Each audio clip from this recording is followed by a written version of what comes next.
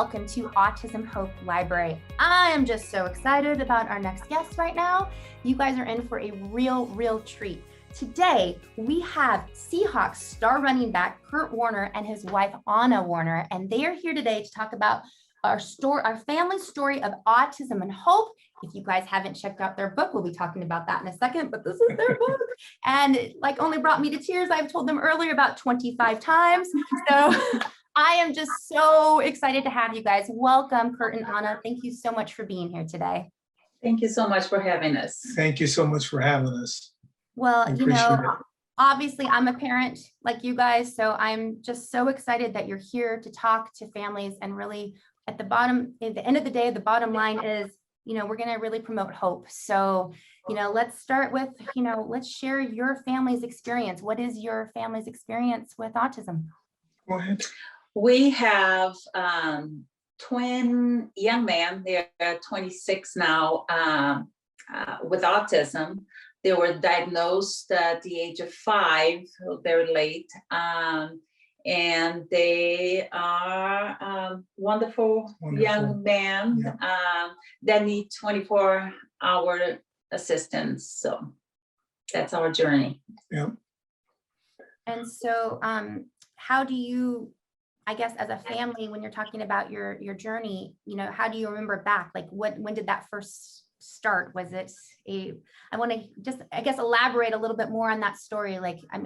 You're fast forwarding now, he's this age, but how did it start in the beginning, I guess? They were, we have an older son, Jonathan. The twins and Jonathan are 18 months apart.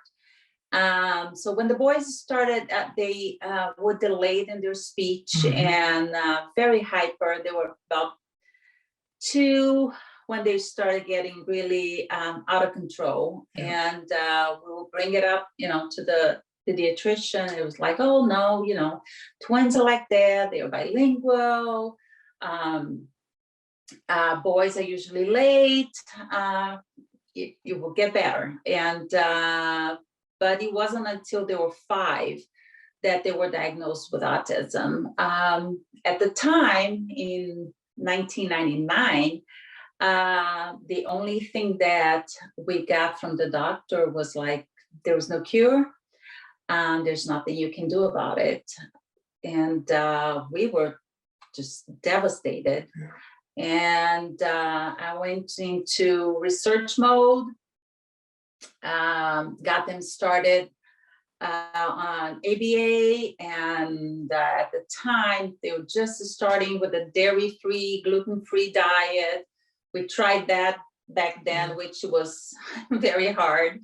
And we've tried everything, and finally they graduated in 2015.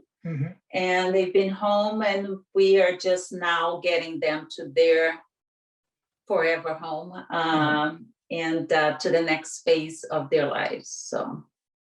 And I think for me, it was, as we were going through this whole process, it was behaviors, because their behaviors were sporadic and they were ongoing. It wasn't like we were able to figure out and fix it and then move forward. It just seemed to have gotten worse pretty much on all fronts on a regular basis. So when we did diagnose them, when they were diagnosed in 1999, we still had no idea what autism was, nor did we have a path to fix it, because that was my thinking. She went in research mode and I went into, well, how do we fix this type of mode?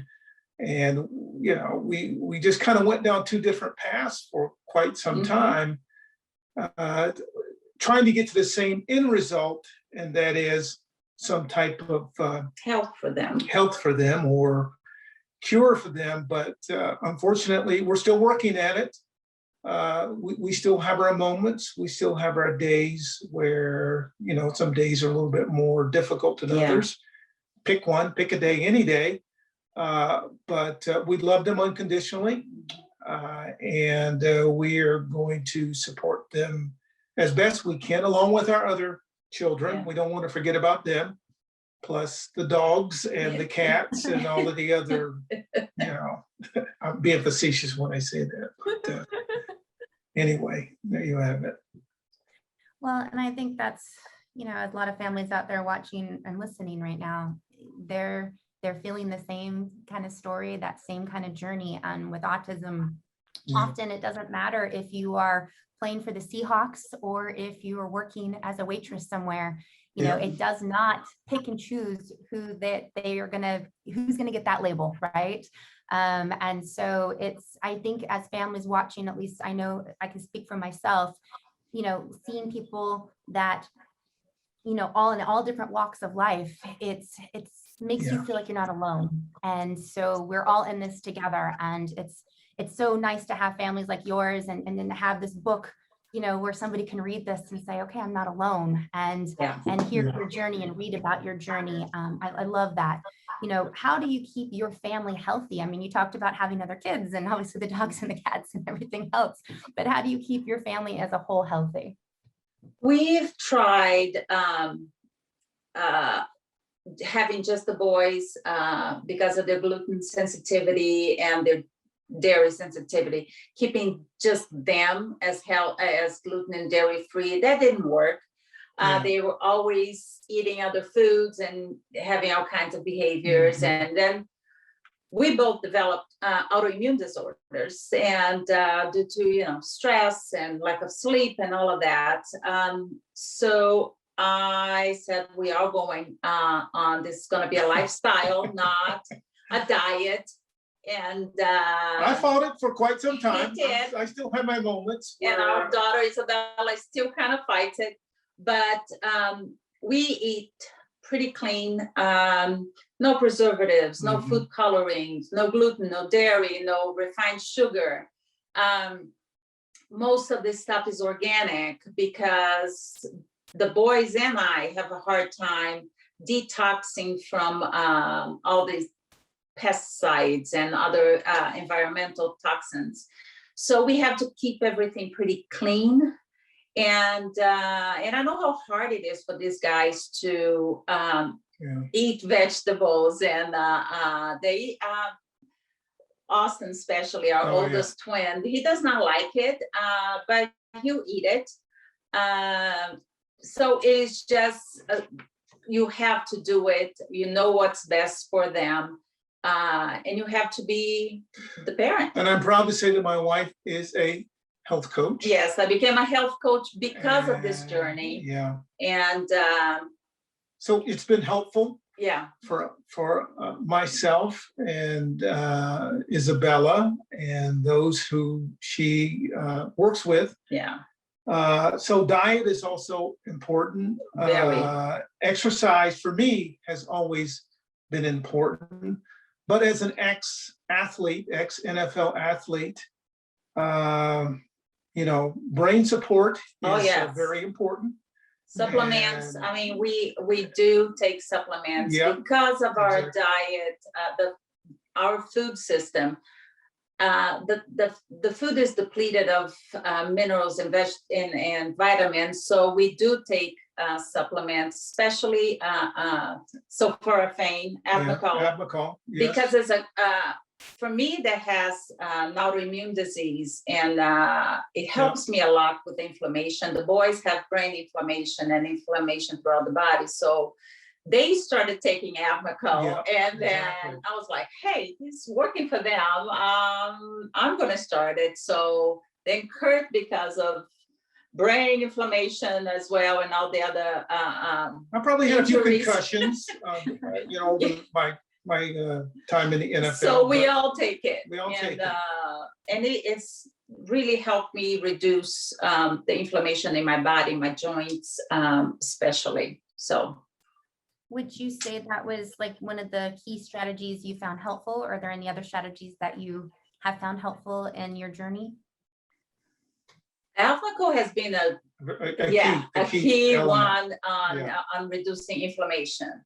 That's for sure. And trust me, we tried quite a few. If somebody had told me, put an elephant in the backyard and, and that will work, I would have done that. So I've tried pretty much everything that comes along. But we would recommend stay on the supplement side of things if you're going to experiment and try things. That's just our advice. Yeah, but try you need to try other some stuff too. a brand that is that it is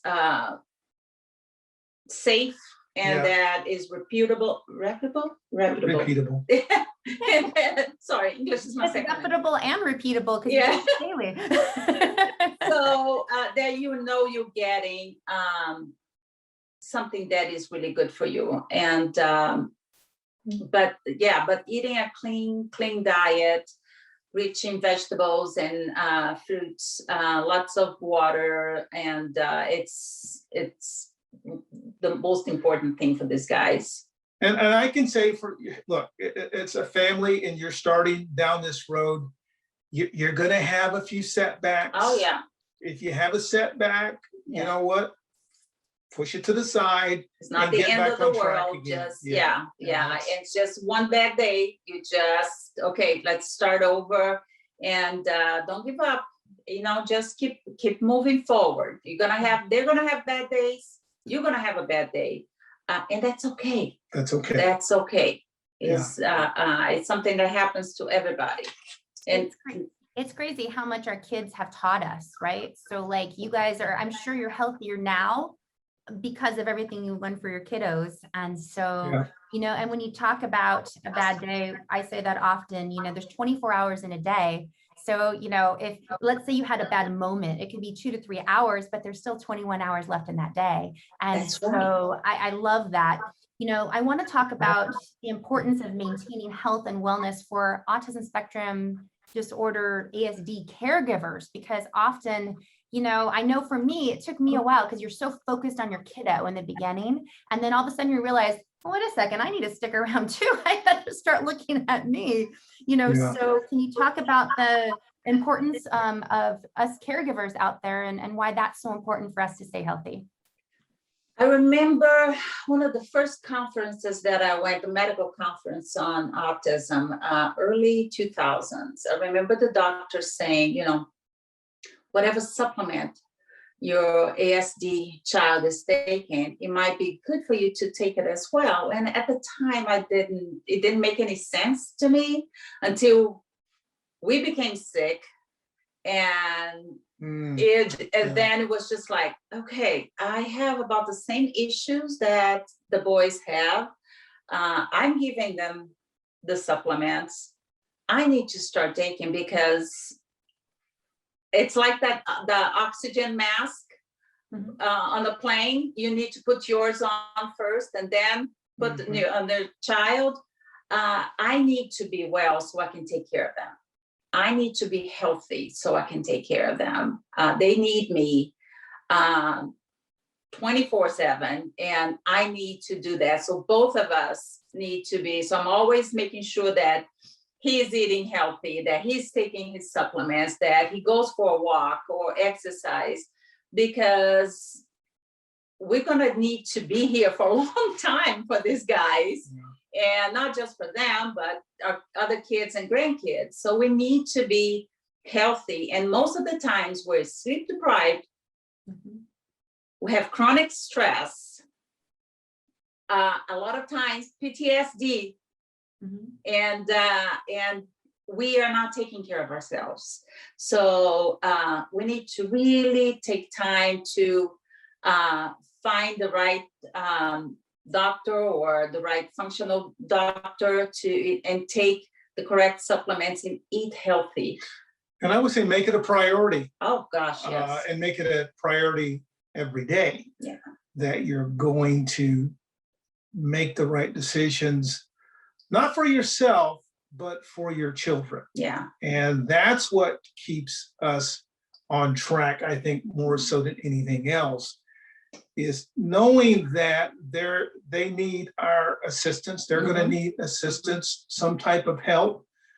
God knows at some point, hopefully there is a cure. But in the meanwhile, we have to take the necessary steps to do what we need to do And that is making sure that we're doing the right things when it comes to food, when it comes to just the overall health in general, exercising, all of those things, trying to keep a positive outlook on life, because there are days and moments when you're just going like, I can't take it anymore. I'm checking out today, but you know, that's how you feel. Then you got to say, okay, we're not going to go down that road. You may be thinking that way, but at some point, you do your best to try to turn it the other way and switch it around and be more optimistic. I know it is easier to get a box of, food, and because you're tired, and that will be easier to just give that to a kid. But you got to think about what you're putting into your kid and your body as well. Cook. I know a lot of people are not used to doing that anymore, but cooking a healthy meal, even if it's, together, and showing them the importance of something fresh. And I would say start, a little bit at a time. Yeah. Don't change the whole thing, over in 1 week, in 1 week or so. Just, maybe you can go 2 nights a week. Maybe you can do it 3 nights a week. You have to build up to it. Like anything else in sports, you have to condition your body, your mind to do certain things. So we kind of take that mindset as well. We learned it over the kids are going to fight too at first, but they'll end up eating it. They'll get hungry enough, they'll end up eating it. Don't buy junk. Mm-hmm. Period. I used to always say, especially when you have like a 2 or 3 year old, they don't have a credit card. they can't buy anything at the store. You're the ones buying it. So you are the ones making the decisions. So make good ones and start them young, and they'll get used to it. Mm-hmm. Absolutely. Now, I've so enjoyed talking to you guys. And again, I really, really enjoyed your book.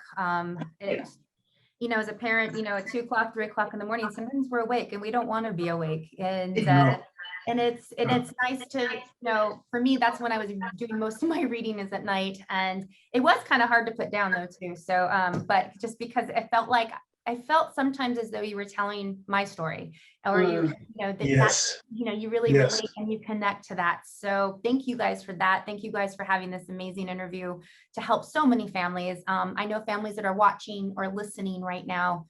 What message do you want to leave them with? A message of hope. Hang in there. Don't quit. Don't quit. You're gonna get tired. There's no doubt about it. You may at some point get somewhat depressed about it, because you're in there, you're alone at times, you feel alone. You feel alone, yeah. And if we could encourage you and say, you know what, it will get better. Just hang in there, pray, do a lot of praying. Yeah. I know we do. But find something that works for you and that helps you kind of get back your sanity after a certain period of time. You can lose it for a few seconds, a minute maybe or 2, but you got to get back. And ask for help. Ask for help. That's a good help. Yeah. Ask for, if you don't have family, ask for a friend that might come.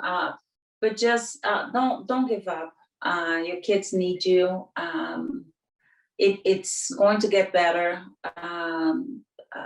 And especially for those who may be single parents. My goodness, I bless you for hanging in there, such as yourself or any other friend that you may have. That's just, it's always better to have 2 or 3 or 5, but sometimes it's just you, and you just have to. I don't know how we would do it without each other, but for those who are in it by themselves, we salute you, and we say, keep up the good work. You're doing a great job. That would be our encouragement. You're doing a good job. You're doing a great job. Yeah. Well, thank you guys. You guys are doing a great job, and you guys are just spreading hope to so many people. And I take everything you say, and again, it just feels like we're all in this together, because it doesn't matter where you live in the world. We all, if you have a child with autism, we're all going through very similar experiences. And so thank you guys for being here today. Thank you for writing an amazing book. And just thank you for continuing to champion for our children and for our parents out there. So thank you guys for being here today. Thank you. Thank you. And thank you guys for watching. Until next time. Bye, guys.